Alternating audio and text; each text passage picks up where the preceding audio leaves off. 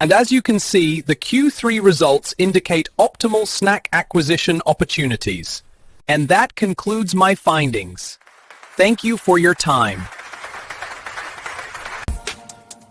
Hey. And with that, I believe we're fully funded.